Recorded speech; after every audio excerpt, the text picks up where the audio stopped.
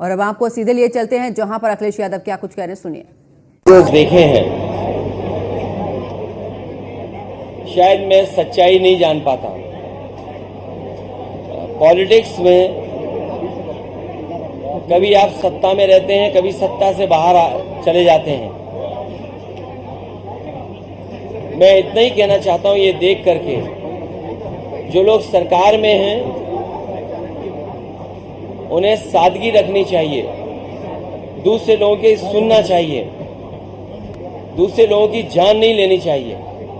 जो तस्वीरें और जो वीडियो देखने को मिल रहा है कि जब से सरकार में आए हैं कि उन्होंने दूसरे लोग जो पॉलिटिकल लोग हैं उनके साथ अन्याय करना शुरू किया है। जान लेना, खुली सड़कों पर मारना, उनकी प्रॉपर्टी का नुकसान पहुंचाना, और अगर उनसे जुड़े हुए लोग हैं उनके खिलाफ भी कानूनी कार्रवाई करना, झूठे मुकदमे लगाना।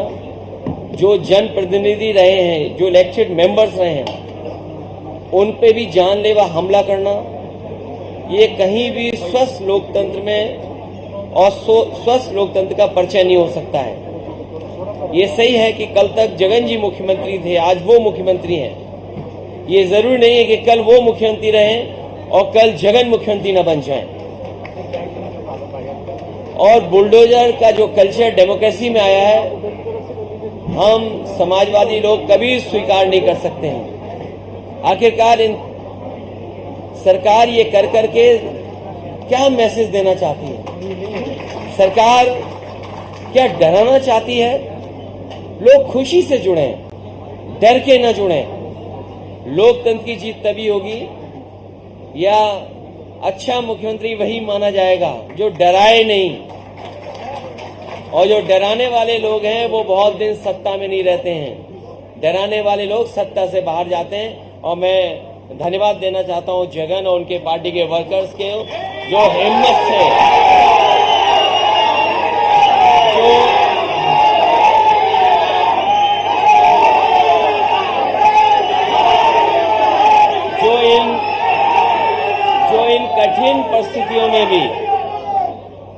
इन कठिन परिस्थितियों में भी अपने नेता के साथ हैं। और मैं देख रहा हूं कि जगन जहां नेता हैं लेकिन वो अपने वर्कर के बीच में हैं। जो नेता वर्कर रहता है वो नेता हमेशा बना रहता है। आज वर्कर्स के लिए लड़ रहे हैं, यही वर्कर्स हैं जो कल आपको लड़ करके वहां पर दोबारा पहुंचाएंगे।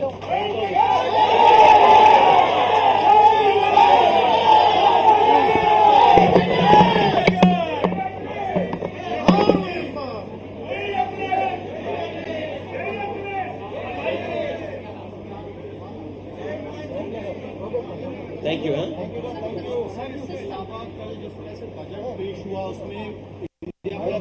देखिए, बजट में मैं इसलिए नहीं बोलूंगा, ये जगन जी का मुद्दा है, इसको आपको दिखाना चाहिए, बताना चाहिए कि वर्कर के साथ अन्याय नहीं होना चाहिए। आप किसी की जान ले रहे हैं, किसी की प्रॉपर्टी का आप नुकसान कर दे रहे हैं, बुलडोजर चला रहे हैं। ये तो यूपी में भी हमने देखा है। और मैं उस तकलीफ, उस परेशानी को महसूस कर सकता हूं कि यूपी में भी जब बुलडोजर चलता था और न्याय के लिए जब लोग जाते थे, एक कदम आगे देखा है हम लोगों ने, एक कदम इससे आगे देखा जो फेक इनकाउंटर देखा। और शायद दुनिया में, देश में कहीं किसी ने ऐसा नहीं देखा होगा कि लाइव किसी को मार दिया गया हो। देश के बड़े चैनल उस समय लाइव थे, उस समय किसी की जान ले ली गई हो, तब जब वो पुलिस कस्टडी में रहा हो। पुलिस कस्टडी में ये हम मानते हैं कि सबसे सुरक्षित जगह होती है। तो मैं महसूस कर सकता हूं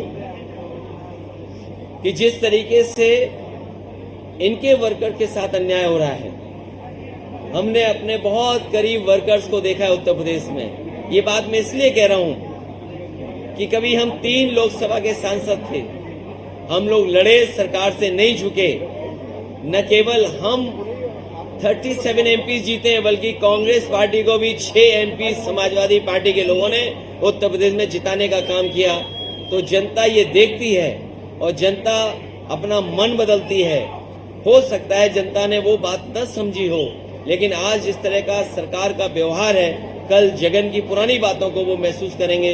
पुरानी पॉलिसीज को वो याद करेंगे, पुराने कार्यक्रम को वो याद करेंगे, फिर एक बार उनके साथ खड़े दिखेंगे।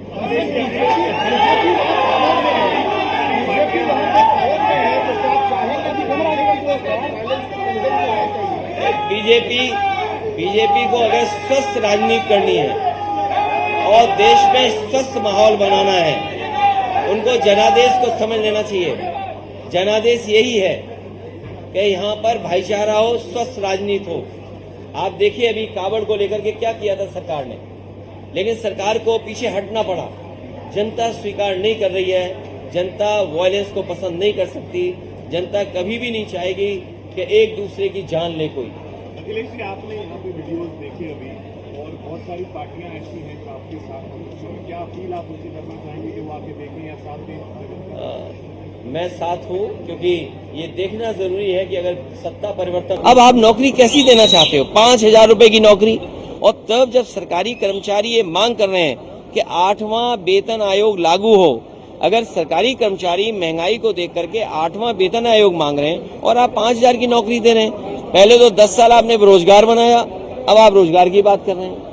सर, कांग्रेस इसको भाजपा बचाओ बजट कह रही है, क्या आप भी उस लाइन पे ही?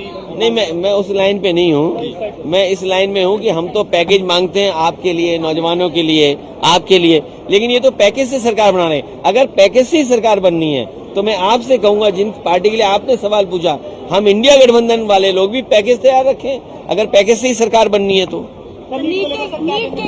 देखिए अब तो सुप्रीम कोर्ट ने कह दिया, मैं क्या कहूँ। अब तो जो दिख रहा है वो भी नहीं देखना पड़ेगा, बंद कर ले आंखें, और क्या। सर, आज किसान राहुल गांधी को माफी मांगनी चाहिए कि उन्होंने मिसलीड नहीं, अब सुप्रीम कोर्ट के जो फैसला आ जाए उसके बाद हम कुछ नहीं कह सकते हैं, लेकिन ये कई बार ये बात तो आती है मन में कि भाई एक ही सेंटर से इतने कैसे पास हो रहे हैं। कहीं यूपी में भी एक ऐसा सेंटर हो जहाँ सबसे ज्यादा नीट में पास हो जाए, लखनऊ में क्यों ना ऐसा सेंटर हो जहाँ 6,000 बच्चे पास हो जाएं। हम तो यही सोच सकते हैं, लेकिन सुप्रीम कोर्ट के फैसले के आगे हम क्या कह सकते हैं। लेकिन हमारी तो सरकार से यही है, मंत्री जी से निवेदन कि मंत्री जी उत्तर प्रदेश में एक ऐसे सेंटर बनवाओ जैसे और जगह सेंटरों में पास हो रहे हैं, हमारे सेंटरों में भी पास हो बच्चे। अखिलेश जी, कल बजट पास हुआ और आज किसान लीडर ऑफ अपोजिशन से मिलने आए हैं इंडिया ब्लॉक के पास। तो ये काम जो किसानों से मिलने का था, वित्त मंत्री को करना चाहिए था। वित्त मंत्री मिलती है किसानों से तो किसानों का भला होता। और आप देखिए ना, मंच पे क्या भाषण देते हैं और आपके बजट में क्या आता है। सर, उनकी तरफ से रिबेटल आया, निर्मला सीतारमण जी कह रही है।